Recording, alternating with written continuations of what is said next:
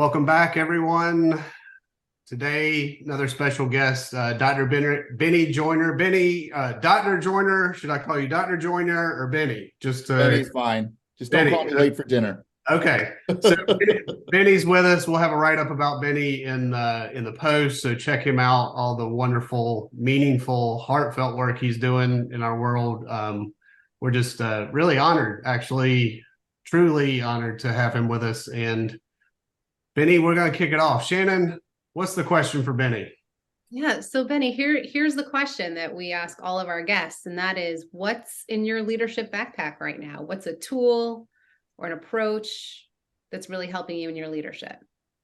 Yeah, I think if I were to have to say any one thing, it's engagement. And I say that because I've actually been thinking a little bit about this. For me, there's been a lot of talk about, transparency in leadership. And I initially thought maybe I'll use that term. But, if I were being really honest with myself, transparency is not how I try to, work with my group, not how I try to lead and encourage others to lead. Because transparency implies, a full disclosure of information that I'm going to be, 100%, this is what's going on. And there are a lot of things that in actuality, for a variety of different reasons, that we can't be, some of it may be just legitimately legal things that we can't disclose because of our obligations, because of human resources, commitments. So I think what I've tried to think about is like, what do people want from that transparency? Like what do people want when they say they want you to be transparent? And so I think what I've tried to do is engagement, and so I really try to engage, the staff that I work with, the group that I help lead, and to say, like, what are your concerns? Let's talk about them. Let's talk about the decisions I've made. Let me give you the reasons for which I've made those decisions, and to be as authentic as possible and honest as possible with, the sometimes decisions that need to be made that are challenging and maybe don't make sense on first blush. Yeah, so engagement, Benny, is the tool, and I hear one part of that is asking questions. What else does engagement look like your version? I think engagement looks like honesty. Hmm. I think engagement looks like the willingness to have the difficult conversation. I think engagement also means that you're fully present in the moment, that you allow a pause for people to process information. I think engagement recognizes that, Shannon, you may like to hear information in one way, and Conrad, you may want to hear information in another way. And it's not right how Shannon or you wants to hear it. It's just how you need to hear it. And I think that engagement creates a space that then I think allows for honest dialogue. I think, psychologically safe dialogue that allows for a thoughtful consideration of, options, that you may not have recognized before. I mean, to the point when I say engagement as a tool, I mean, it really is like what I'm trying to do is to really get those individuals to share with me their perspectives, because oftentimes, I'm smart enough to know what I know, and I'm smart enough to at least recognize there are a lot of things I don't know. And sometimes I don't know what I don't know. I really need those individuals to engage with me that maybe have that different perspective, to say, hey, have you thought about this? Have you thought about that? And sometimes I'll say yes, and we can't do that, and here's why. Or if we can't do that, I wish I could get into more detail, but we just can't. And other times I'm like, you know what? I didn't even think about that.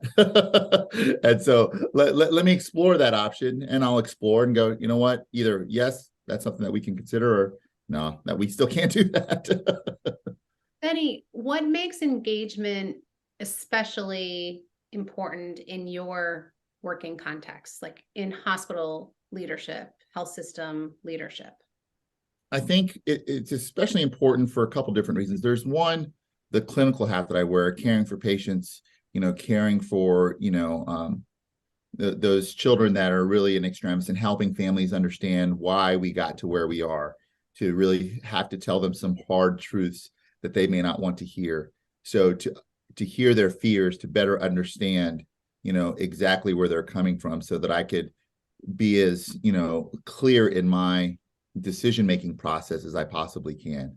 So I need that parent to engage with me. I need that child to engage with me, so that we can walk this, path together.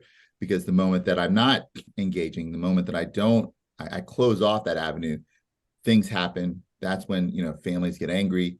That's when families, start to close into their shell and not really respond to you. And so you don't know what's going on until it may come out in some, ball of emotion that you may get caught off guard. So that's the clinical hat.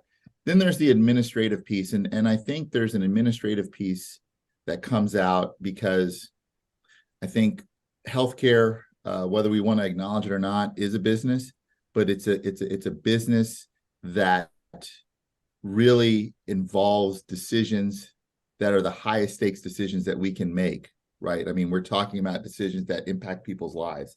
And so as I think about, in a literal sense, not just, it may inconvenience them. I mean, decisions I'm making, or need to make are life and death. And so I think about my administrative task, and I think about sort of my administrative hat as chief of the Division of Critical Care is one element.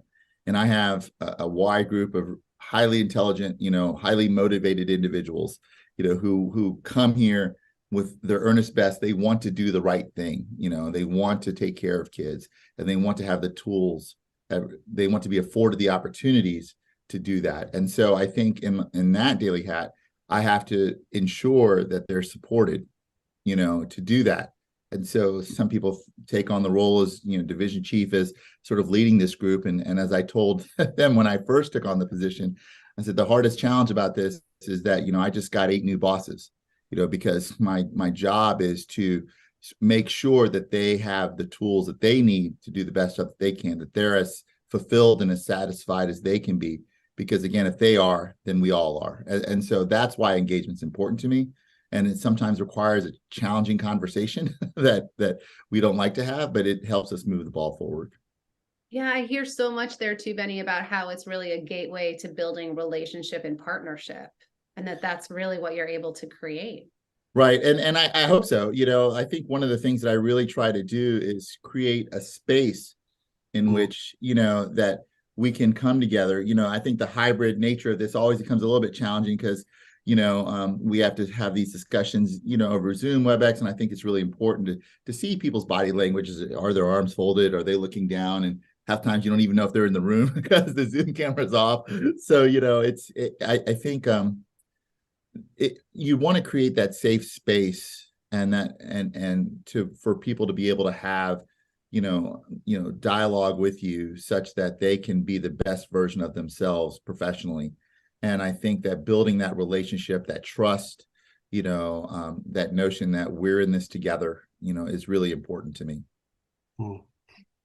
Yes, beautiful, Benny, and so much in here for all of us to ground in, to build relationships and create those spaces. I'm just going to underline that word, spaces, that you're creating for your team and the teams that you get to work with. It's absolutely inspiring. So we're delighted to have you in our world and doing the meaningful, good work that you're doing. We're going to zip up the backpack for today. We could go on for, at least I feel we could go on with you for like hours, and maybe we'll do a recap or another one. I'm sure you have a few other tools, and I'm curious about those. For now, thank you, and we'll see you next time. Thanks. Thank you both for having me. Appreciate it. You're welcome.